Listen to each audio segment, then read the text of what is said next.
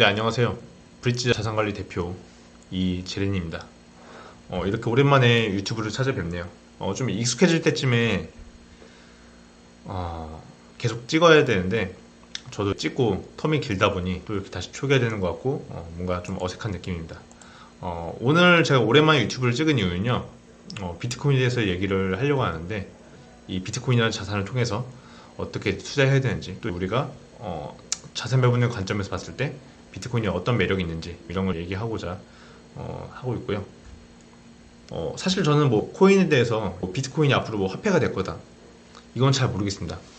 근데 하지만 저는 개인적으로 적어도 금 같은 자산의 하나는 될 거고요. 그러니까 보수적인 화폐의 수단으로도 활용될 것 같긴 합니다. 그러니까 우리가 어떤 자산을 볼 때 이 자산이 가치를 저장하기 위한 올바른 수단이 되려면은 세 가지 조건이 만족해야 되는데 썩지 않으면서, 그러니까 이제 갑자기 사라지지 않고, 그리고 이제 저장 가능하고, 같은 말이죠 뭐 어떻게 보면. 그리고 이제 이동할 수 있는 자산이 무엇일까라고 했을 때 금이 예전에는 이제 그런 자산이었지만은 사실상 저장도 좀 한계가 있고 이동도 좀 많이 불편했죠. 하지만 이제 비트코인이라는 자산이 나오게 되면서 블록체인 기술까지 결합하게 되면서 완벽한 자산으로 변모한 것 같습니다. 뭐 이제 나무로도 뭐 재택할 수 있다고 하고 하는데 나무는 썩게 되고 뭐 비싼 나무 있긴 하겠지만은 영구적으로 보호할 수 없다 보니 이제 그런 문제가 있고요. 반면에 이제 비트코인 같은 경우는 우크라이나 전쟁 이후로 그게 어느 정도 검증이 된 것 같아요. 피난 갈 때 이제 해외 송금 바로 할 수 있는 거.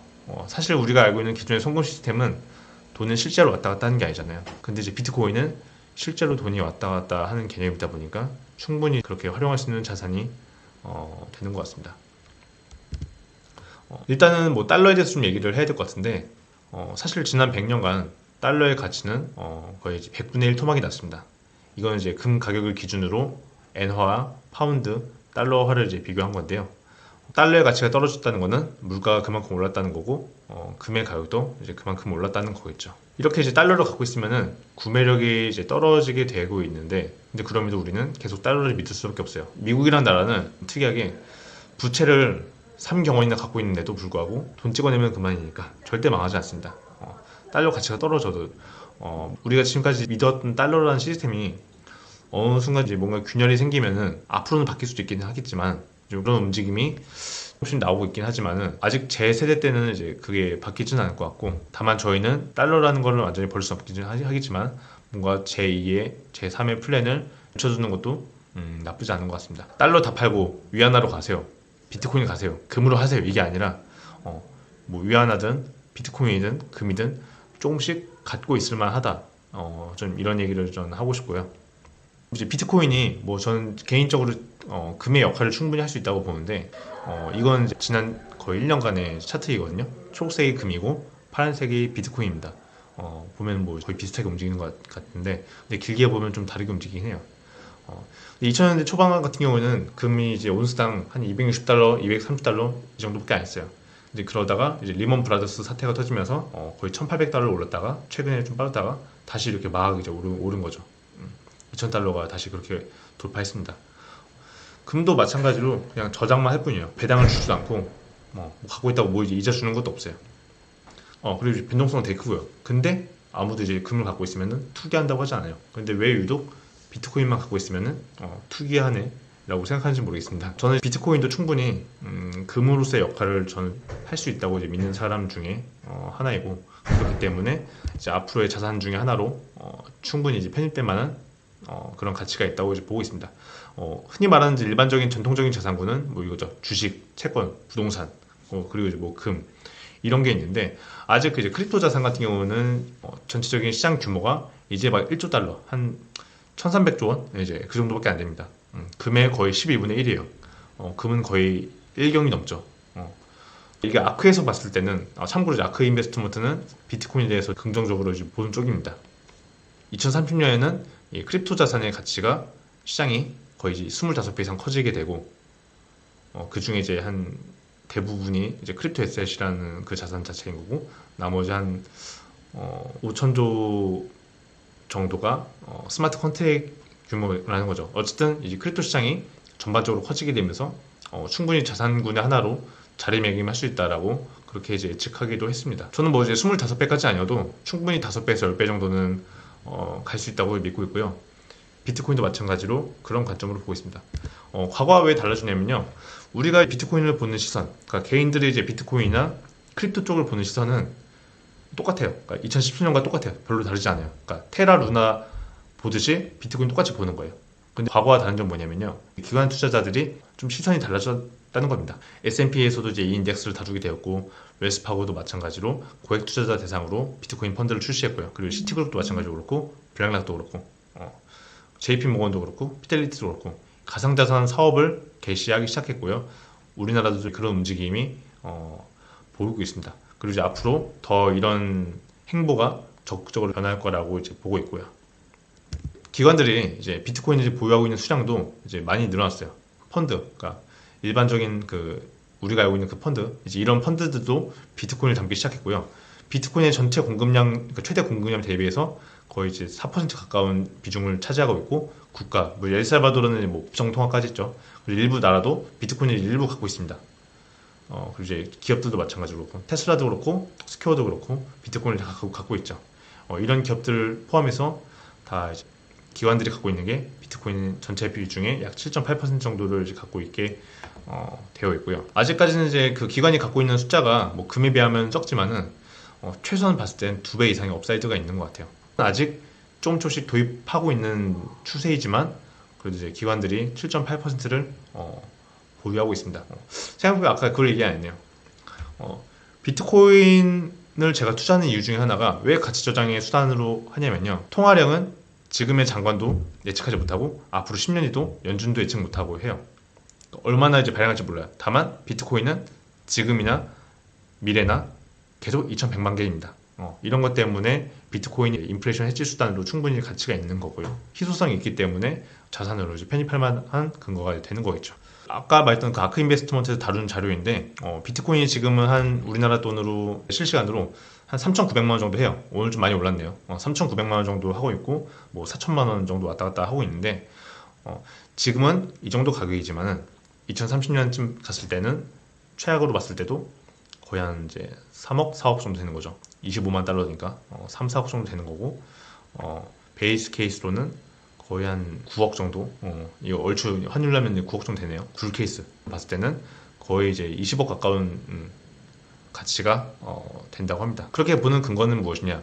일단 이 비트코인이 디지털 골드, 그러니까 이제 금의 대체로서 충분히 이제 할 수 있다고 했을 때 최악의 시나리오 뭐 금의 20% 정도 아니면은 금의 40%, 금의 50% 정도 같이 간다고 했을 때 이 정도 이제 가치는 일단 깔고 간다는 거죠. 저는 충분히 이거 가능한 것 같아요. 또 이제 기관 투자자들도 금을 늘리고 있고 그 하이네노스, 그러니까 자산가들이 내 돈의 일정 부분은 비트코인이나 이런 걸 빼놓고 싶은 욕망이 있을 거예요. 여기서 보면 이제 압류 방지 자산이 되어 있는데 어떤 건지 이해가 가겠죠. 그렇기 때문에 부자들도 자산의 일정 부분은 비트코인을 옮겨놓을 것이고 또 이제 뭐 경제 안정 네트워크로도 일정 부분 쓸 것이고 통화량도 쓸 것이고 그리고 이제 뭐 국채로도 쓸 수 있고 송금 자산을 쓸 수 있고 그리고 이제 회사채로도 쓸 수 있다라고 나와 있는데 이 정도의 가능성을 봤을 때 최악으로는 한 5억 정도 베이스 시나리오는 9억 최고의 시나리오를 봤을 때는 20억 정도 예측하고 있습니다. 저는 이제 아크 인베스트먼트가 개인적으로 방향성은 되게 잘 잡는 것 같아요. 다만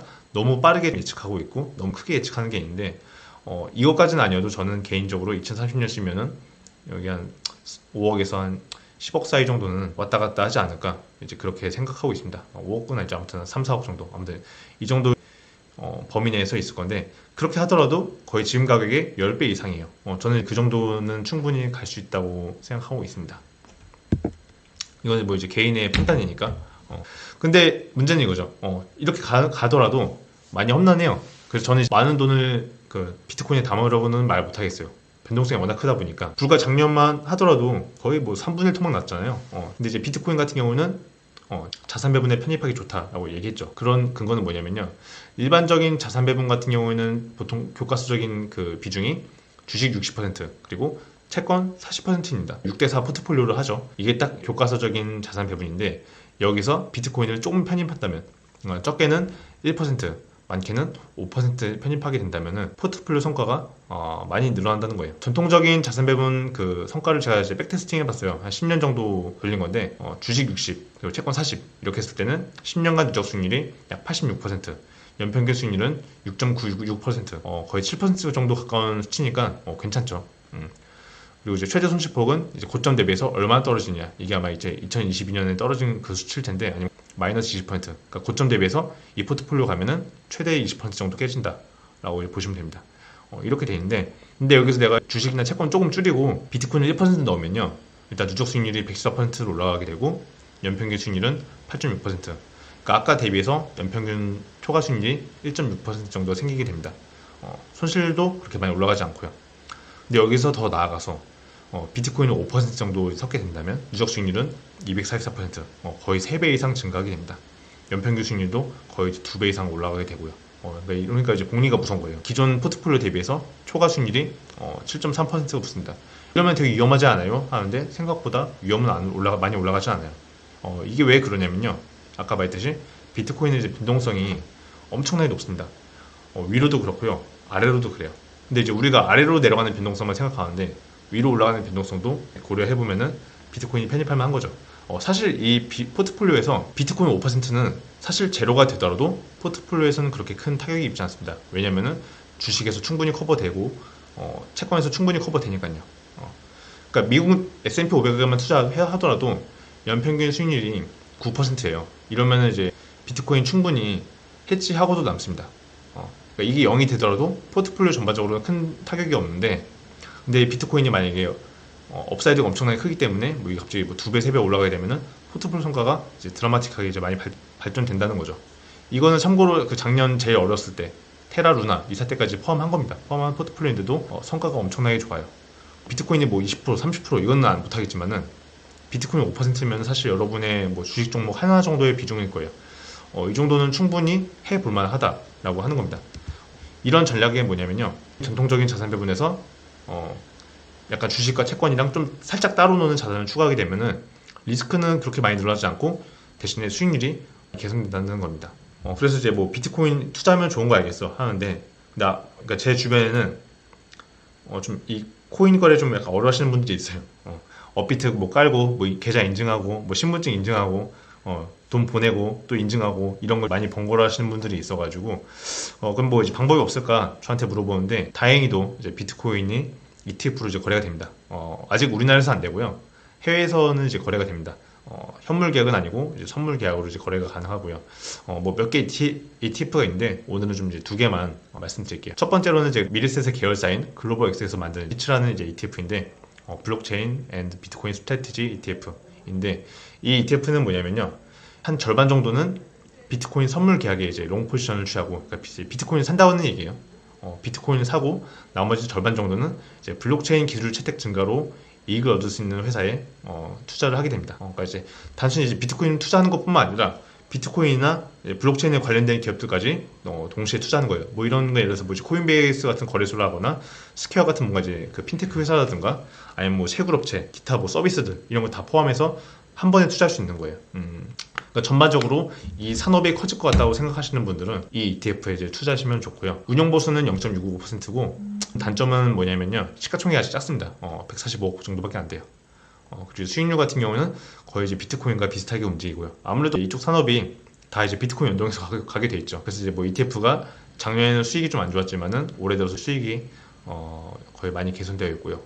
근데 이러신 분도 있을 거예요. 나는 기업에 투자하기 싫고 그냥 비트코인에만 투자하고 싶어 이러신 분도 있을 텐데, 그러신 분들은 이 비트라는 ETF에 투자하시면 됩니다. 이거는 이제 프로쉐어스라는 운용사에서 만든 ETF고요. 상장된 비트코인 ETF 중에서 제일 규모가 커요. 거의 1조 가까운 돈이 이제 운용이 되어 있고 운용 보수는 0.95%입니다. 이 ETF는 대부분의 자산을 비트코인 선물에 투자합니다. 그러니까 이제 이거 투자하는 것 자체가 비트코인에 투자하는 거예요. 다만 이제 선물 계약이다 보니까 운용 보수가 좀 높은 거고요. 그냥 여기서 사고 팔고 할 수 있으니까 뭐 이제 거래소 계정이나 뭐 지갑 만들 필요가 없죠. 그냥 미국 주식 할 수 있으면은 이거 그냥 그대로 사시면 됩니다. 아까랑도 거의 이제 수익률이 비슷합니다. 거의 이제 비트코인과 연동해서 간다고 이제 보시면 되고요. 저는 이제 이 두 가지 이제 ETF를 추천드리고 싶은데, 저는 개인적으로 이 ETF를 갖고 있고요. 비트코인만 갖고 있고 싶다 하시는 분들은 이 ETF를 사시면 되겠습니다. 그러면 왜 제가 이렇게 이제 비트코인에 대해서 이제 긍정적으로 바뀌었냐라고 봤을 때, 사실 저도 그 제 블로그를 옛날부터 보신 분들은 알겠지만은 처음에는 비트코인 좀 부정적이었어요. 생각이 많이 바뀌었죠. 근데 이게 옛날과 좀 달라진 거는 비트코인 같은 경우는 그래도 이제 과거에는 인플레이션을 해지할 수 있는 수단이다라고 생각했었지만은 오히려 최근에 이제 은행 뭐 파산하고 뱅크런 일어나고 이런 걸 또 이제 보고 나니까 오히려 금융 시스템에 내재된 그 카운터파티 리스크, 그러니까 이제 거래 상대방 위험이죠. 이런 걸 좀 이제 인식하고 나니까 오히려 이제 중앙화된 시스템보다 탈중앙화된 시스템을 좀 이제 발 담그게 하는 그런 욕구가 좀 생긴 것 같아요. 그런 니즈가 좀 많이 생긴 것 같습니다. 그러니까 이제 사실 뭐 은행이든 뭐 증권 주식이든 이런 것도 현대인이 시스템에서 만든 그 중앙집권이 만든 시스템인데 이런 리스크도 어떻게 보면 우리가 믿기 때문에 리스크가 없는 거지, 뭔가 그런 믿음이 좀 깨지게 되는 뭔가 계기가 생긴다면은 얼마든지 변수가 많이 일어날 수 있기 때문에 차라리 우리가 뭔가 자주적으로 행사할 수 있는 자산을 갖고 있자. 그게 바로 이제 탈중앙화된 시스템, 비트코인 이런 거겠죠. 비트코인에 투자할 만한 가치가 좀 생기는 거죠. 그러니까 다행히도 우리나라는 뭐 시스템 잘 돼 있어요. 잘 돼 있는데 반면 신흥국이나 이런 나라들은 뭐 국가 체계나 하다못해 뭐 이제 등기도 잘 안 돼 있잖아요. 이제 그런 나라들 같은 경우는 오히려 비트코인이나 이런 블록체인 같은 탈중앙화 시스템을 도입하기 좀 더 편한 상황인 거죠. 그렇기 때문에 비트코인이라는 것 자체가 어떻게 보면은 인플레이션 리스크도 해지하기도 하고 카운터파티 리스크도 해지하는, 시스템에 대한 리스크를 해지하는 자산이다 라고 이제 말할 수 있을 것 같습니다. 그렇기 때문에 제가 앞서 말했듯이 자산의 일정 부분은 충분히 이제 편입할 만한 것 같고요.